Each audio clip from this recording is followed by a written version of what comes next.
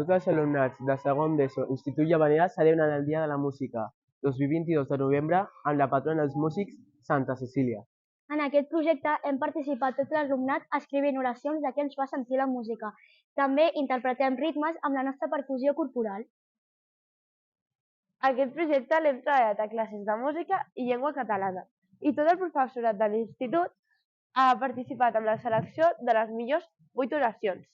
Com a darrera cosa, Santa Cecília va ser un màrtir del cristianisme, que va morir un 22 de novembre del segle III. Posteriorment, el 1594, el papa Gregori XIII la va proclamar patrona de la música.